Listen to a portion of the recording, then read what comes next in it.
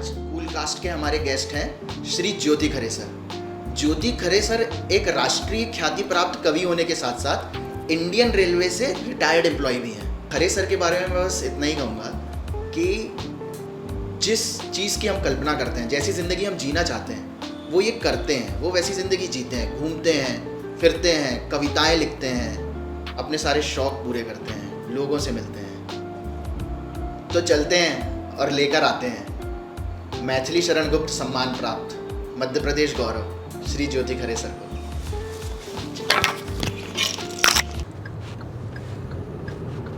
Sir, Chhindwara कैसा लगता है आपको? छिंदवाड़ा बहुत शानदार जगह है। दरअसल छिंदवाड़ा में कई बार आया हूँ। मेरी छोटी बहन जो है अंजू सक्सेना, अजय सक्सेना जी से ब्याही थी, वो 91 में। जी। तो मैं छिंदवाड़ा पहली बार आया था उनको देखने, अपने लाला जी को। जी। फिर इसके बाद उनका विवाह हो गया तो वो यहाँ सेट हो गई, तो मैं कई बार आया। तो छिंदवाड़ा उस समय इतना नहीं बड़ा हुआ था। हाँ। राज टाकिस तक था, वहाँ एक मिठाई की दुकान थी। हाँ। तो मैं जब अपनी छोटी बहन के आता था तो बस से उतरता था, तो राज टाकिस जाता था, वहाँ से वो एक बर्फ़ी बनाता था कट वाली खोवे की, तो वो लेता था 1 किलो और फिर गुलाबरा जाता था।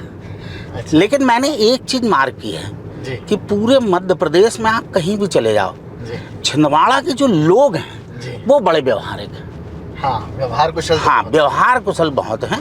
और शायद यही कारण है कि मैं जब यहाँ आया, मेरी बेटी ने यहाँ स्कूल खोला 2017 में, तो मैं 16 में रिटायर हुआ था।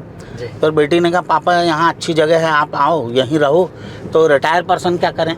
हाँ। उस समय मेरा बेटा भी विदेश में था, तो मैंने क्या हुआ कि छिंदवाड़ा आना शुरू किया। तो उसके पास कभी 2 महीने रहा, कभी 3 महीने। बाद में मुझे लगा कि नहीं यार, बसने के लिए सही हाँ, जगह। बसने के लिए सही जगह है। और बहुत अच्छे लोग हैं, ईमानदार लोग हैं, साफ़ सुथरा शहर है। तो फिर मैंने अपना डेरा पूरा ट्रक में लोड किया कटनी से और सीधे फिर आ गया। अच्छा सर, आप तो वैसे ही बहुत सारे शहरों में रहे हैं और हाँ। जितना कि मैंने अपनी रिसर्च में देखा कि छोटे शहरों में ही जैसे कटनी, जबलपुर, छिंदवाड़ा, सतना, रीवा, इस तरीके के शहरों में आपका आना जाना ज्यादा हुआ। हाँ। तो क्या ये शहर एक जैसे ही होते हैं या हर शहर की कुछ खासियत? नहीं, शहर एक जैसे हैं। देखिए, पहले गांव थे। गांव से क्या हुआ कि वो कस्बाई मानसिकता थी, लेकिन वो कस्बाई मानसिकता में बाजार ने एंट्री की। जब बाजार ने एंट्री की तो वो शहर बन गए। जब शहर बन गए तो लोग वो ही हैं, लेकिन कल्चर धीरे धीरे बदला। हमारी सांस्कृतिक चेतना का एक नया उदय हुआ। पहले वो उनकी भाषा में, उनकी बोली में एक देहातीपन था, लेकिन वो धीरे धीरे भाषा खड़ी बोली में कन्वर्ट होने लगी। दुकानें बहुत विकसित होने लगी। जो पहले चाट अपन कांच के ग्लास में किसी ठेले में खड़े होकर चाय पी लेते थे, अब वो केवल पहले ठेला हुआ करता था। बाद में क्या हुआ, वो एक टपरिया नुमा नीला एस्बेस्टस लग गया और थोड़ा एक बैनर भी लग गया, एक्रिलिक फ्लैक्स लग गए, है ना, काकटी स्टाइल, झुनमुन स्टाइल। और फिर तो वो जो है, लेकिन लोग ऐसे ही, शहर सब एक है। हाँ, मैं महानगरों की बात नहीं करता। महानगर का कंटेंट अलग है, वहाँ आपाधापी वाली जिंदगी है ना, लोगों से मेल मिलाप नहीं है उतना। यहाँ तो ऐसा है कि आप यहाँ से निकले, 4 पहचान के मिल गए, हेलो भैया कैसे हो भाई, क्या चल रहा है। कोई चाचा मिल गए, कोई मामा मिल गए, रास्ते चलते चाचा। छोटी छोटी दुकानों में रास्ते बन जाते हैं। और कहाँ रहते हो भाई, पता चला हम शक्कर खरीदने गए, किसी ने हमको सलाह दी, सुनो जो शक्कर नहीं खाना है, शक्कर सल्फर है, शक्कर उस दुकान से लेना बहुत अच्छी मिलती है। तो ये जो कल्चर है, आत्मीयता का कल्चर जो छोटे शहरों में मिलेगा आपको, बड़े शहरों में कुछ नहीं मिलेगा। सर, हमने ये सुना भी है कि एक बड़े हस्ती से कि जो हम दिल्ली, बम्बई, कलकत्ता, बेंगलोर, पुणे ये सब देखते हैं, ये तो अगर देखा जाए ना तो आबादी के हिसाब से भी मुश्किल से 10% है भारत का। 90%, 80% भारत तो गाँव में और इसी तरीके के छोटे शहरों में, सिवनी, यवतमाल, छिंदवाड़ा, कटनी, ऐसे शहरों में, डिंडोरी, मंडला। देखो आशीष भाई, ये आपने बहुत अच्छी बात बोली और सार्वभौमिक बात बोली। महानगर कैसे बना? पलायन से बना। पलायन कैसा हुआ? इसको वो वाला पलायन नहीं कहेंगे, घर छोड़ने वाला, इसको कहेंगे जॉब के लिए जाना, नौकरी के लिए जाना, अपने कैरियर बनाने को जाना। अब आप पूना देख लो, बेंगलोर देख लो, दिल्ली देख लो, नोएडा देख लो, कहीं भी आप चले जाओ किसी महानगर में, उधर क्या है कि वहाँ की जो मूल आबादी है वो वहाँ की है, लेकिन 60% लोग सब बाहर के हैं, आयातित लोग हैं। फिर उनने फिर वहाँ का उनके बिजनेसमैनों ने मल्टीप्लेक्स बना दिए, ये बना दिए, वो बना दिए, सब लोग अपना फ्लैट ले रहे हैं। फिर लोगों को वहाँ मन लगा तो किराए का अपना खुद का खरीद लिया। माँ बाप यहीं हैं, गांव में बसे हुए हैं। आप देखिए 80% बच्चों के माँ बाप अपने गांव और छोटे कस्बाई नुमा शहर में रह रहे हैं, छोटे छोटे शहरों में रह रहे हैं, वो वहाँ रह रहे हैं। तो ये अंतर है बस, शहर से कहीं नहीं बदला। महानगर में बाहर के लोग ज़्यादा बस गए और अपने बाजार जब हावी हुआ ना, तो उसने तो बहुत सारी चीज़ें बदल दी ना। अभी सर दिन कैसे गुजरता है आपका? बहुत बढ़िया गुजरता है। सवेरे क्या करते हैं? सवेरे उठते हैं, थोड़े से अलाल किस्म के भी आदमी हैं हम तो जैसे नहीं, वो भी क्वालिटी है सर जैसे नींद खुल गई हाँ। सवेरे 5 बजे, तो यार ये आज घूमना है, हाँ। निकल गए। हाँ। 2-3 दिन घूमे, तीसरे दिन फिर अलार्म बजी, बंद किए, अरे सो लो यार, अब बहुत तो काम किया है सो गए, यही चल रहा है, सो लिए। अब तो घूम फिर के आए, काली वाली चाय पिए, नहाए धोए और भगवान के सामने थोड़ा हाथ जोड़ लिए, एक भीतरी जो डर है, और फिर नाश्ता किए, पान लगाए खुद का अपना, हाँ खुद का पान लगाए, पान दबाए। पान के शौकीन? हाँ, पान तो बिल्कुल दबा ही रहता है। पान आन लगाए और इसके बाद अखबार को चाटा पूरा, संपादक का नाम से लेके पीछे पते तक जी, जहाँ जहाँ जो अच्छी न्यूज़ हैं। और फिर इसके बाद अपना अगर स्कूल जाना हुआ तो स्कूल चले गए बिटिया के, और नहीं तो फिर अपना कुछ लेखन चलता रहा। पढ़ने के शौकीन है, पढ़ते रहे कुछ लोगों की किताबें, कहानियाँ। क्या पढ़ रहे हैं आप? आजकल तो यार कुछ कविता संग्रह आए हैं मेरे पास, नए लोगों के लिखे हुए, तो वो पढ़ रहा हूँ। लेकिन बस वही है कि आज के साहित्य में क्या होता है कि लोग बस गरिया रहे हैं। वो लोग कविता कहानी में एक गरियाहट है ना, जो खींच है, हाँ, जिसको मतलब गुस्सा, मतलब आक्रोश, बस वो है। तो लेकिन आक्रोश अच्छी बात है, करना चाहिए, उसमें आपका मतलब लगता है कि आप समाज और दीन दुनिया से जुड़े हैं। लेकिन अब ऐसा भी आक्रोश नहीं कि जबरिया गरिया हो हर जगह, हर कहीं पर उत्तेजना भी। सर स्टार्ट करते हैं जनरल बातों से सर स्टार्ट। हाँ बिल्कुल, स्वागत। अभी तक कैसी रही सर जिंदगी? ज़िंदगी का आशीष भाई मत पूछो ज़िंदगी बड़ी उलझनपूर्ण भी रही, बहुत खुशहाल भी रही, बहुत अच्छा जिए भी। लेकिन एक चीज़, बहुत अच्छा सवाल किया तुमने कि ज़िंदगी कैसी रही। तो ज़िंदगी मेरी ऐसी रही कि मैं 4 जुलाई की रात में 11:30 बजे पैदा हुआ, डॉक्टर ओक की हॉस्पिटल जबलपुर में। हाँ, अब लेकिन क्या हुआ, चूंकि मैं सांस नहीं ले रहा था, तो डॉक्टरों ने मेरा वो नरा नहीं काटा। अच्छा। अब मैं 11:30 बजे पैदा हुआ, मतलब 4 तारीख है। हाँ। अब वो 12 बज गए, 1 बज गया, 2 बज गया, 3 बज गया, 5 तारीख लग गई 12 के बाद। हाँ। और अभी मेरे को सांस नहीं आई, और मैं उल्टा भी पैदा हुआ था। ऐसा बहुत विरले केसों में होता है। और डॉक्टर उस जमाने नहीं, अभी सुनते तो जाओ, अभी तो मैं 11:30 बजे पैदा हुआ, उल्टा पैदा हुआ, अभी सांस नहीं आई। उस ज़माने के डॉक्टर थोड़े समझदार हुआ करते थे, जल्दबाजी नहीं करते, तो उन्हें नरा नहीं काटा। अगर नरा काट लेंगे तो जी मर जाएगा। तो वो मैं चलता रहा, सुबह 4 बजे मेरी सांस आई। अच्छा। फिर नरा कटा। तो मैं आज तक इस भूल भुलैया में हूँ कि जो मेरी टीपना कुंडली है वो 4 तारीख की बनेगी कि 5 तारीख की बनेगी। तो ज़िंदगी की शुरुआत ऐसे हुई। फिर ज़िंदगी में थोड़े से संघर्ष भी रहे हैं। पापा रेलवे में थे, तो वो थोड़े से अस्वस्थ रहते थे।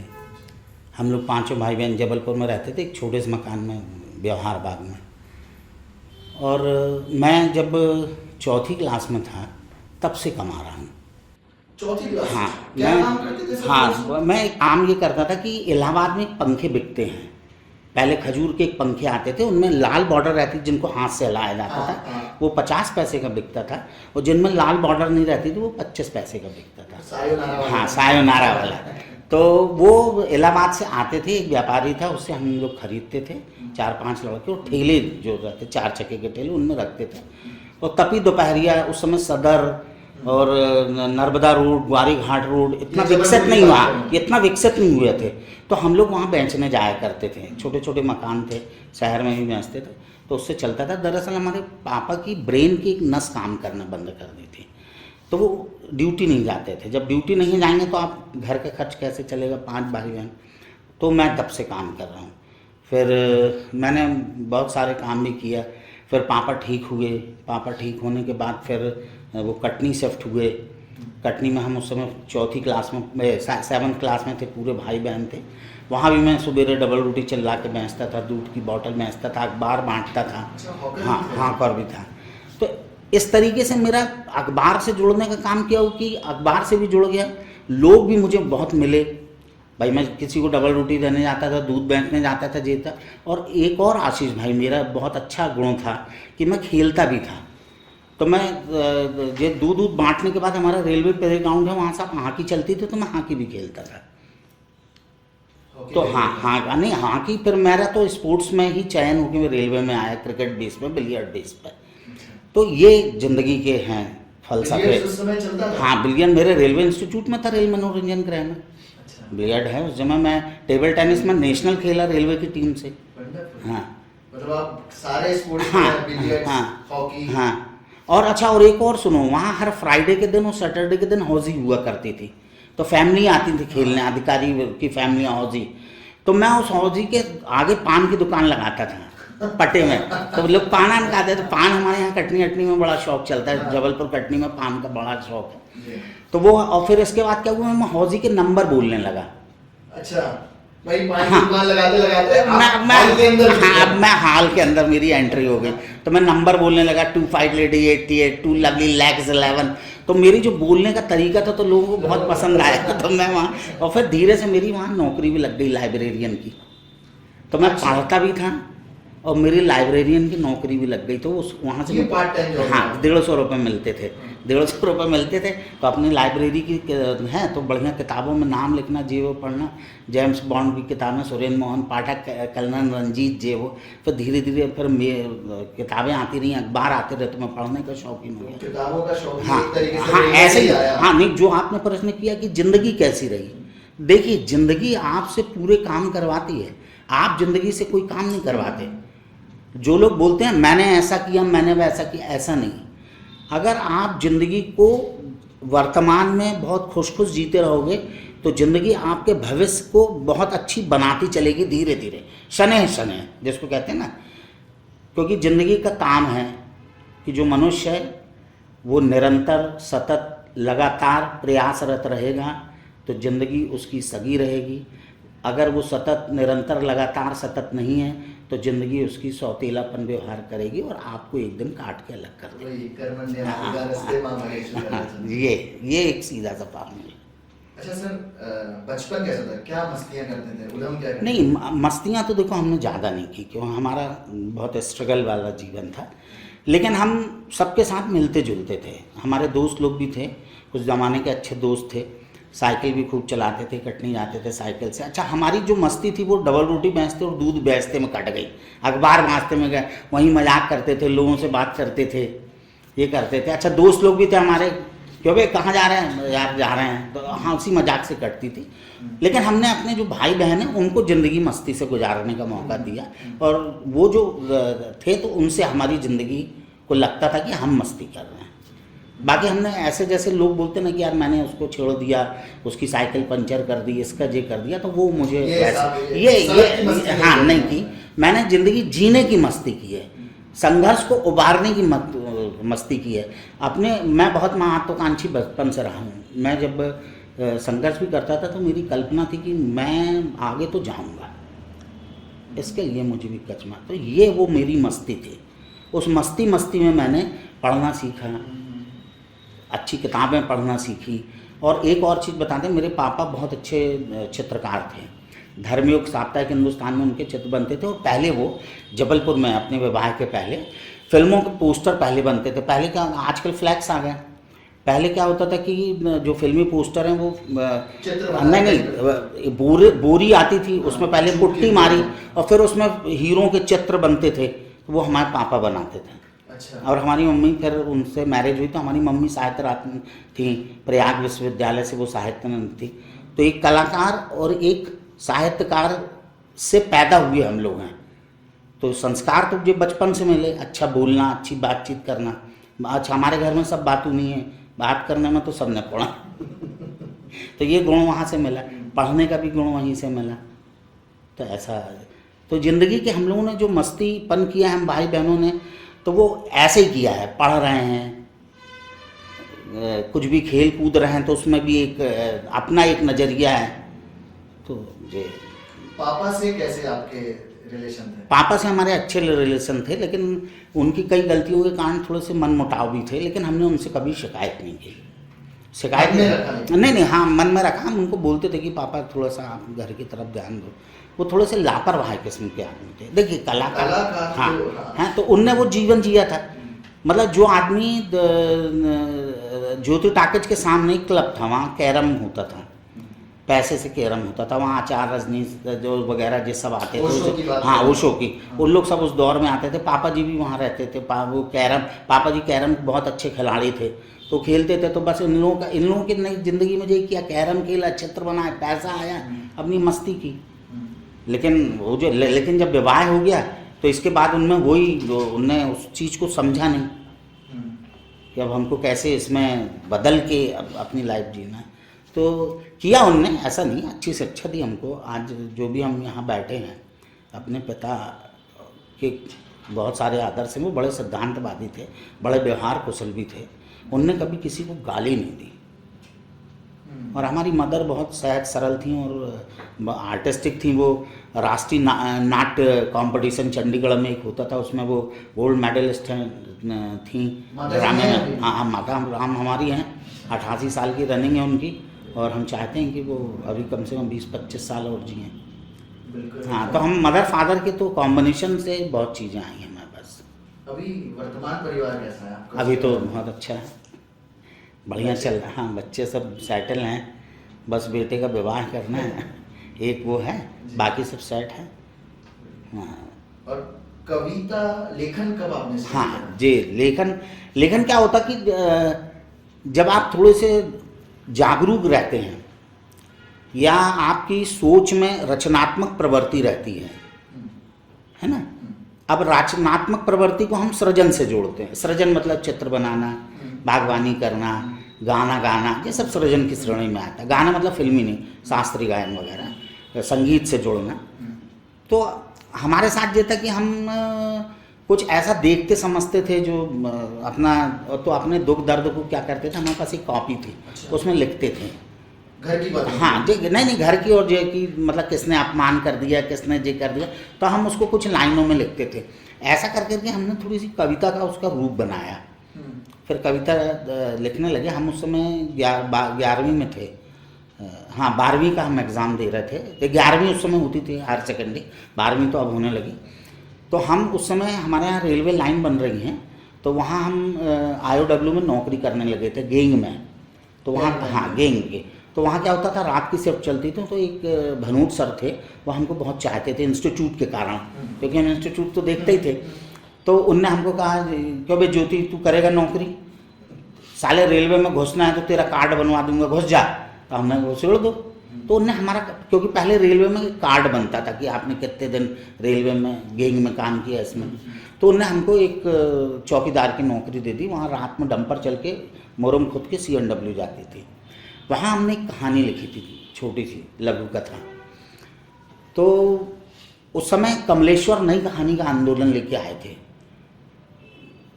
कमलेश्वर, हाँ, जो सारिका के उस समय संपादक बने थे नए, उनने एक नई पत्रिका, हाँ पत्रिका थी, साहित्यिक, बहुत मतलब अच्छी सोच की पत्रिका थी। उसमें मतलब छपना एक टेढ़े की हुआ करता था, और बड़ा सारिका में, धर्मयुग में, साप्ताहिक हिंदुस्तान में, नवनीत में, जी राष्ट्रीय में, इनमें छपना मतलब आप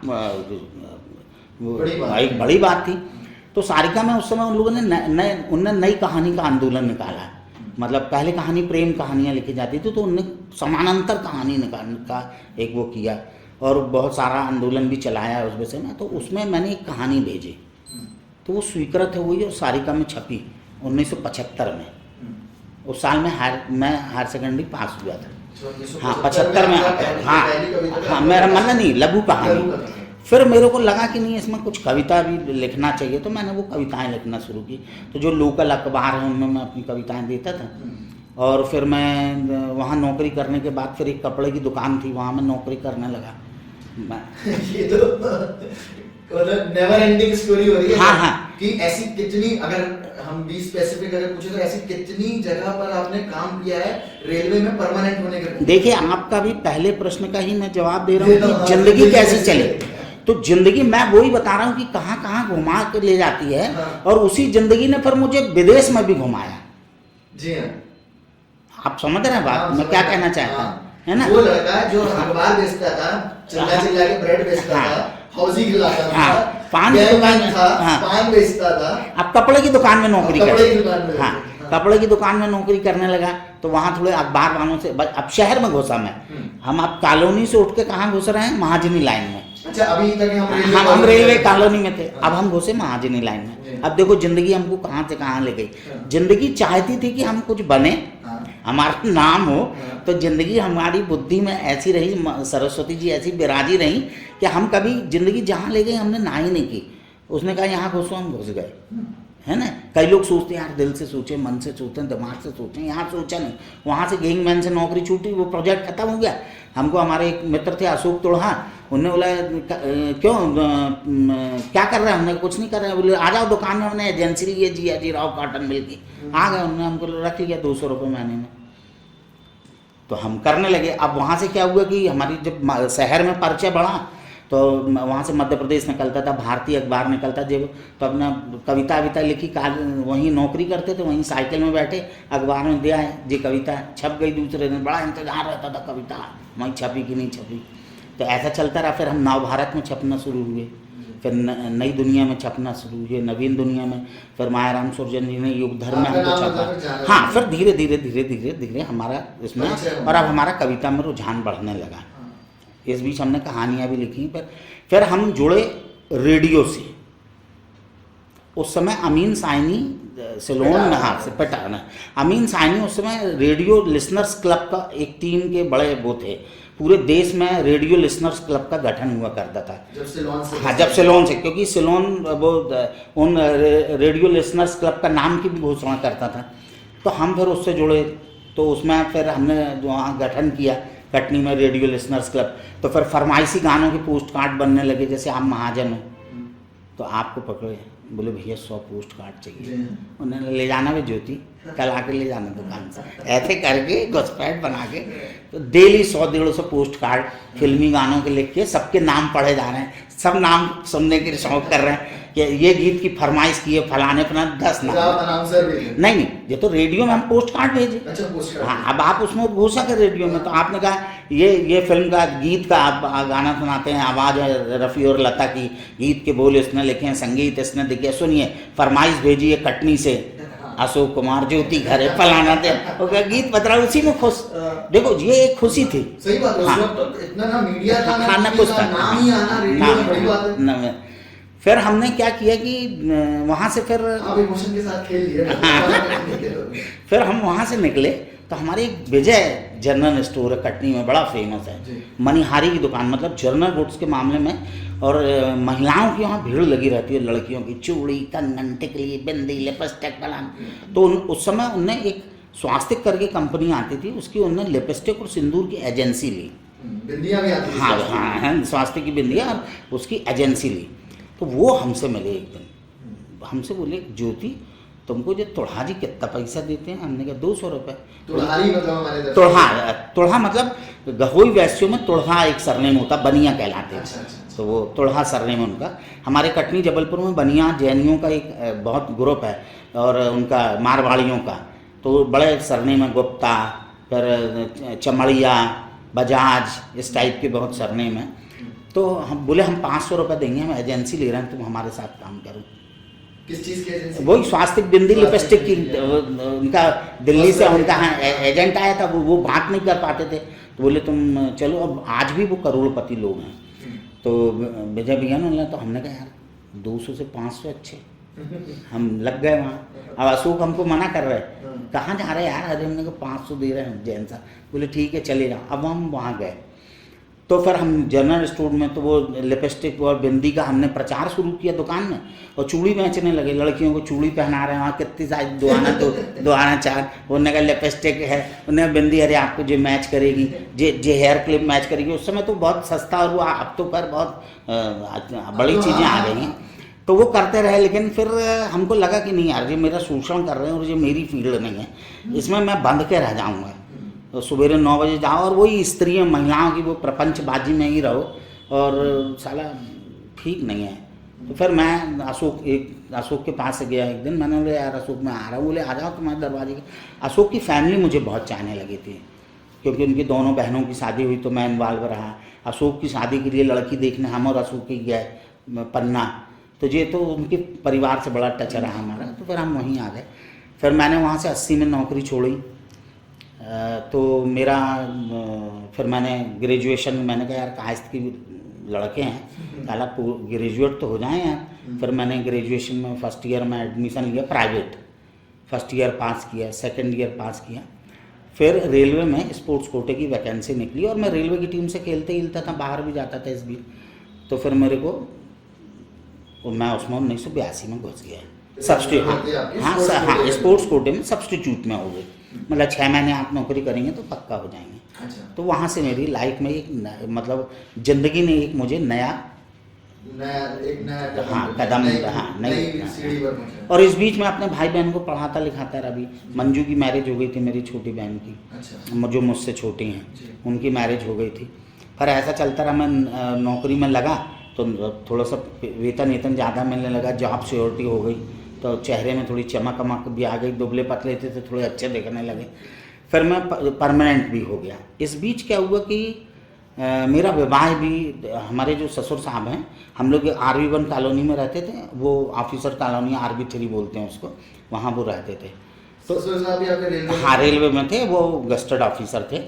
वो इंस्टीट्यूट डेली आते थे, और मैं रेलवे में लगने के बाद भी इंस्टीट्यूट में, फिर मुझे वहाँ के अधिकारियों ने बोला था शर्त ये है कि तुम यहाँ जॉब करोगे, लाइब्रेरी देखोगे, उसका तुम्हारे बेसिक में 200 रुपये अतिरिक्त लगा के देंगे, 200 रुपये अतिरिक्त लगा के देंगे। तो मैं डेली इंस्टीट्यूट आ जाता, रेलवे से नौकरी आया, फ्रेश। रेलवे में आप क्या करते थे सर? मैं खलासी था, डीजल क्लीनर में भर्ती होके गया। हाँ, क्या काम रहता है? तो डीजल क्लीनर का पार्ट धो, जो डीजल इंजन अनकपल होके आते हैं उनके पार्ट धो, साफ करो, सेक्शन में झाड़ू, हाँ अब झाड़ू लगा दो, ये कर दो, वो कर दो। डीजल क्लीनर है क्या काम? ड्रम उठा के धो दो, कर दो, प्लेटफॉर्म साफ कर दो। लेकिन मेरे साथ ऐसा रहा कि मुझे सब लोग जानते रहे, तो मुझे ये नहीं करना पड़ा। मैं जब भर्ती हो गया तो मुझे सेक्शन सीधा अलॉट कर दिया था, क्योंकि लोगों से मेरा परिचय अच्छे थे, मैं इंस्टीट्यूट से सभी लोग हैं। तो फिर मैं लाइब्रेरी में था, तो मेरे ससुर वहाँ आते जाते थे, बड़े पढ़ने के शौकीन थे। फिर धीरे से पता नहीं उनमें क्या देखा क्या नहीं देखा, तो ऐसी बातचीत चली, तो मेरा विवाह भी हो गया बसंत पंचमी 1986 में। आपका पीछा नहीं? हाँ, रेलवे वाली लड़की से विवाह भी हो गया। विवाह के बाद लेकिन चीज़ें बदली। विवाह के बाद हुआ ये कि फिर उस बीच विवाह के बाद फिर अंजू की शादी की हमने। हमारी श्रीमती जी पीछे पड़ी रहती थी कि वो अंजू दीदी की शादी करो, अंजू दीदी की शादी करो। अच्छा, हमसे हमारी वो दूसरी, हाँ, जो छिंदवाड़ा में ब्याही हैं, और साथ में वो मुझसे कहती थी लिखते पढ़ते क्यों नहीं, लिखते पढ़ते क्यों नहीं, लिखो पढ़ो। तो उनने मतलब वो मेरा पूरा इंतजाम करती थी, मेरे को टोकती थी, चाहे मैं 11 बजे रात में आऊँ कि लिखो, ऐसा करो, वैसा करो। तो मैं लिखना पढ़ना, तो उनने मुझे बहुत सपोर्ट किया। मतलब मेरे लेखन में 2 लोगों की बड़ी भूमिका है, एक मेरी माँ की और दूसरी मेरी पत्नी की। माँ ने मुझे सृजन के बीज बोए, और पत्नी ने उन बीजों में पानी सींचा, तो वो थोड़े पनपे अंकुरित हुए और धीरे धीरे फिर बढ़ने लगे। आज भी वो टोकती हैं मुझे, ऐसी बात नहीं है। अच्छा सर, अभी आप तो रिटायर हो चुके हैं, तो रिटायरमेंट के इस दौर में आपको समय भी मिलता है। हाँ। तो इस रिटायरमेंट में जो वक्त मिल रहा है, तो आपके लेखन में इसका कुछ प्रभाव पड़ा है? हाँ, बिल्कुल पढ़ा कि कुछ नहीं, इसकी क्रिएटिविटी में हाँ, कुछ चेंजेस आए? क्रिएटिविटी क्या, पहले लिखा और भेज दिया छपने, नहीं छपा तो भी खुश, छप गया तो बहुत ही खुश। अब ऐसा नहीं है। अब हम जब आराम से उसको लिखते हैं, पढ़ते हैं। तो पहले क्या होता था, एक ड्राफ्ट बनाया, उसी में संतुष्ट हो गया कि अरे क्या लिख लिया। अब ऐसा नहीं है, पहला ड्राफ्ट बनवाया है तो यार मज़ा नहीं आ रहा है, इसमें कुछ चीज़ों की कमी है, क्योंकि समय है, खुद ही edit हाँ हम खुद ही एडिट, फिर हम बैठे, हाँ। फिर दूसरा ड्राफ्ट बनाया, अरे यार ठीक है जी, अच्छा है, अब इसको देखो 2-3 दिन बाद काम करते हैं। पहले क्या है, नौकरी भी जाना, बच्चों को भी देखना, ये भी करना, तो जितना लिखा जैसा लिखा भेज दिया। कभी कभी क्या होता है, नाम आपका हो जाता है तो कुछ अच्छा भी नहीं लिखा है तो छप जाता है। अच्छा मेरे साथ ये रहा, मेरा नाम ज्योति खरे रहा, तो मुझे साला कई अखबारों ने और पत्रिकाओं ने इसलिए छापा कि जी लड़की ने लिखा है। महिला समझ कर। हाँ, उस समय तो फोटो हाँ, और नहीं, और फिर वहाँ के जो पढ़ते थे उनके पत्र आते थे कि श्रुषि आप क्या, श्रुषि ज्योति खरे आप कहाँ रहती हैं, बहुत अच्छा लिखती हैं और मैं आपसे बड़ा प्रभावित हूँ ये वो। तो मैं उनको जवाब ऐसा नहीं मैं लिखता था कि मैं ये लिख देता था कि प्रभावित तो मैं हूँ, मैं भी हूँ, धन्यवाद। तो इसमें पता नहीं चलता था कि लड़के ने जवाब दिया कि लड़की। तो ये था, कंफ्यूजन नहीं रहे लोग। नहीं फिर बाद में फिर धीरे धीरे थोड़ा फेमस हुए, तो फिर फोटो वोटो ब्लैक एंड वाइट कभी छप जाया करती थी। मोहन शशि थे, वैसे लोगों ने हाँ। वो फोटोज देखी होंगी हाँ, बाद में, हाँ। तो बड़े दिल टूटा हाँ। होगा सबका। मोहन शशि ने ये बात मुझसे कही थी, वो साहित्य संपादक थे नव भारत के, जबलपुर के थे। तो उनने मुझसे कहा कि मेरे से अच्छे संबंध थे, और एक जगदीश पटेल चित्रकार थे बहुत बड़े, वो मेरी कविताओं में अक्सर पोस्टर बनाया करते थे। तो उनने फिर मुझसे बोला मोहन शशि ने कि यार ज्योति एक तो फ़ोटो दो, तुम्हारी फ़ोटो छाप दें, बड़ी परेशानी है। उस ज़माने में क्या है, लोग अखबारों में भी चिट्ठियाँ भेजा करते थे, अब तो वो चलन नहीं है, ये कविता अच्छी लगी, ये कहानी अच्छी लगी, ये ऐसा किया, तो अब लोग भी भेजते थे।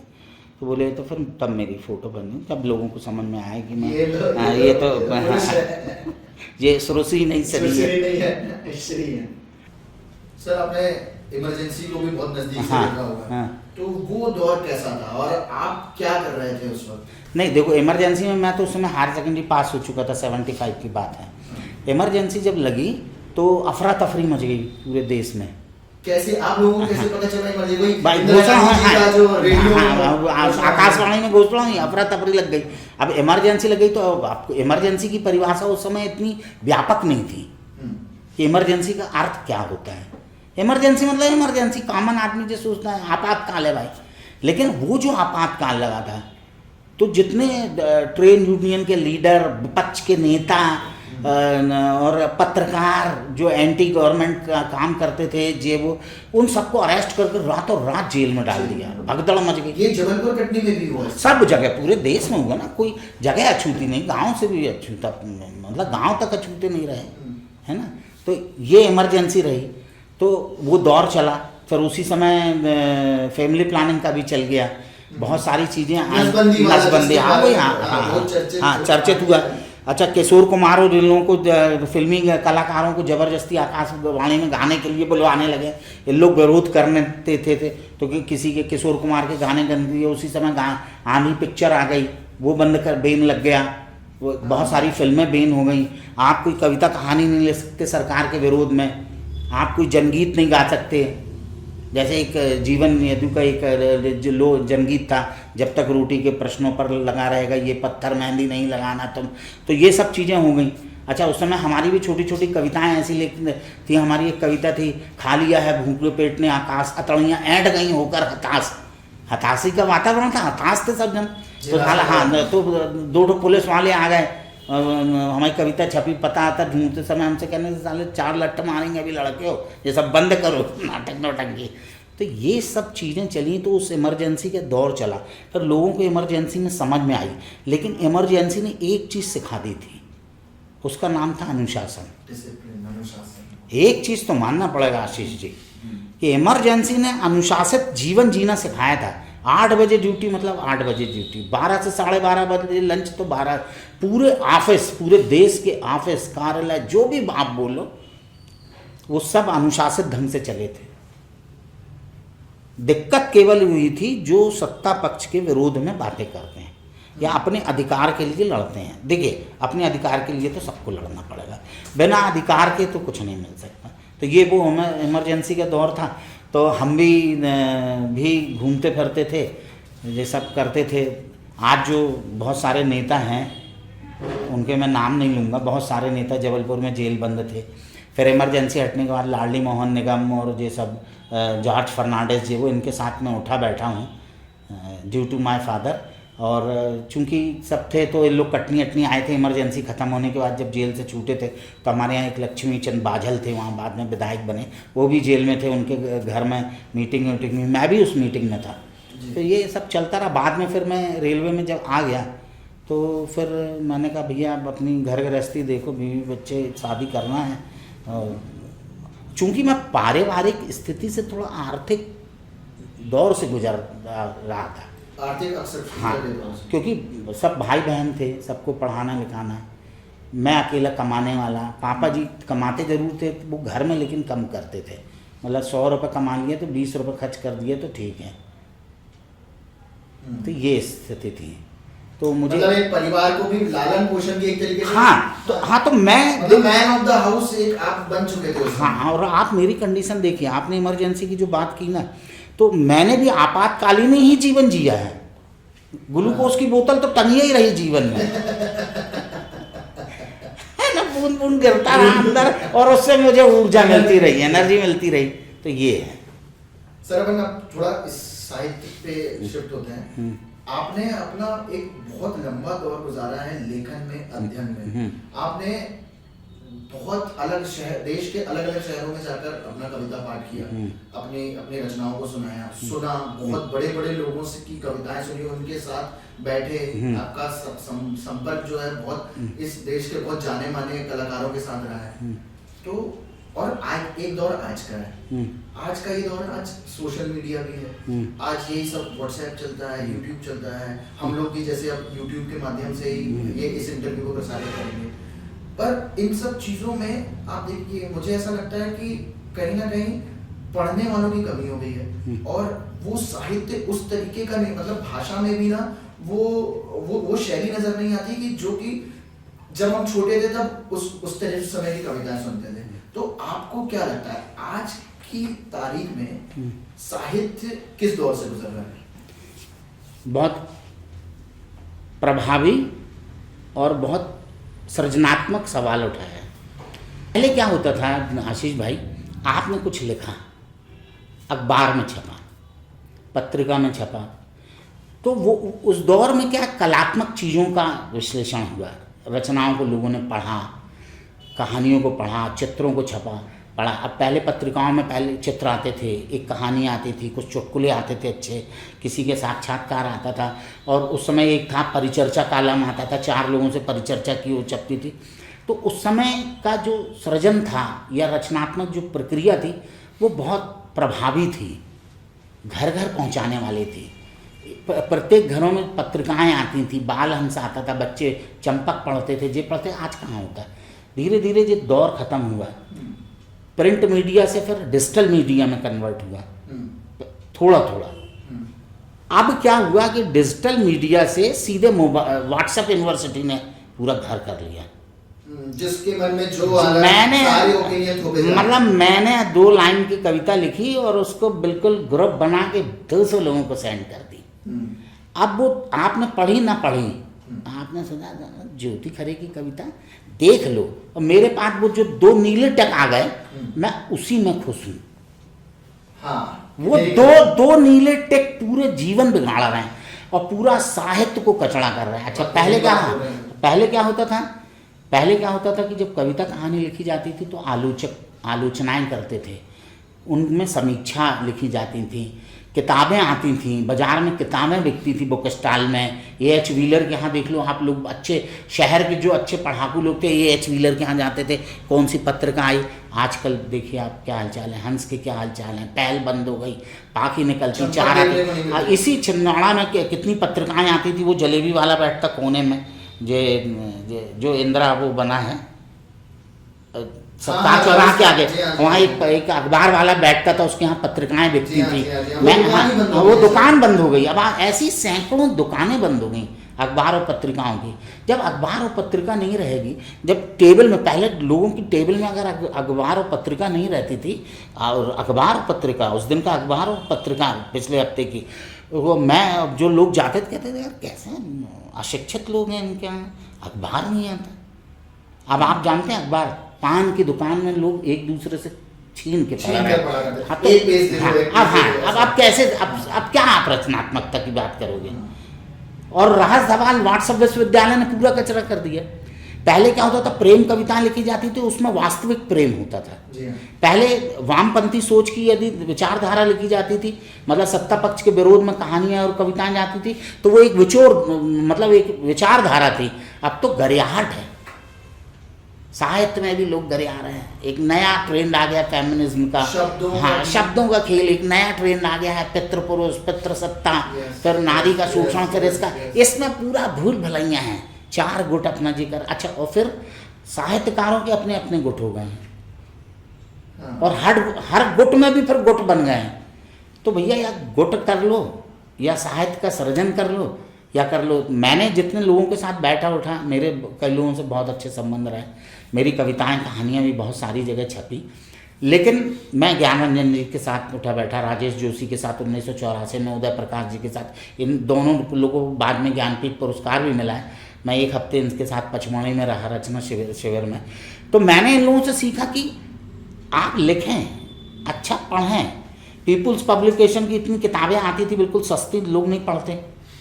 तो आप पढ़ोगे नहीं तो कैसे ज्ञान अर्जित करोगे और आगे कैसे बढ़ोगे?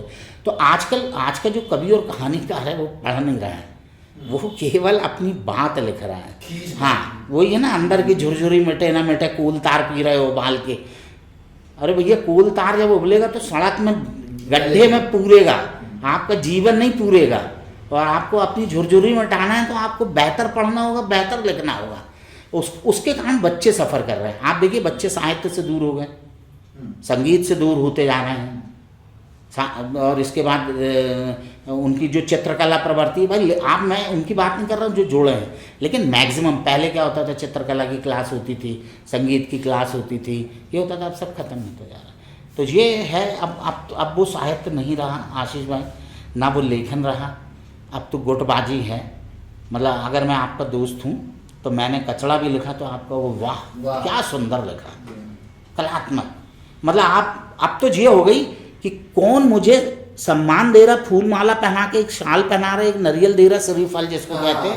हाँ, और फोटो, अब तो फोटोजेनिक साहित्य हो गया, व्यूज कि मेरे पास कितने भी, मेरे कितने फॉलोवर्स, मेरे कितने हैं, कमर्शियलाइज हो गया। हाँ, सब व्यावसायिक दृष्टिकोण। देखो, उसका कारण है बाजार घुसा ना। जहाँ बाजार घुसेगा तो दुकानें तो बढ़ेंगी, सृजनात्मकता कम क्या? अब तो ये तो बाजार घुस गया ना, डुप्लीकेसी भी बढ़ेगी, नकली माल तो बिकेगा। पहले शहर में एक ठो कपड़े की अच्छी दुकान हुआ करती थी, किसी बनिया की, तो वहाँ कुर्ते का भी कपड़ा मिलता था, दरी भी मिलती थी, चुन्नी भी मिलती थी, सब कुछ मिलता था। अब तो दरी अलग मिलेगी, चुन्नी अलग मिलेगी, कुर्ते का कपड़ा अलग मिलेगा। वैसे ही साहित्य, आपको कैसा साहित्य पढ़ना है? प्रेम कविताएं पढ़ना है, साहित्यिक कविताएं पढ़ना है, क्या करना है, क्या नहीं करना। प्रकाशक पैसे लेके छाप रहा है, प्रकाशक पैसे लेके छाप रहा है, कहता है इतना पैसे लगेगा, इतनी प्रतियां आपको मिलेगी, बाकी हम बेचेंगे, और आपको अगर है तो आप छपवाओ, नहीं तो नहीं। अब तो वो प्रकाशक बंद हो गए, तो प्रकाशक मिलते नहीं, नया अगर आप चर्चित नहीं है तो प्रकाशक। अरे चर्चित वाले पैसे दे के छपवा रहे हैं, बड़े बड़े प्रकाशक उनकी हैं, 40,000 रुपये लगेंगे, 50,000 लगेंगे।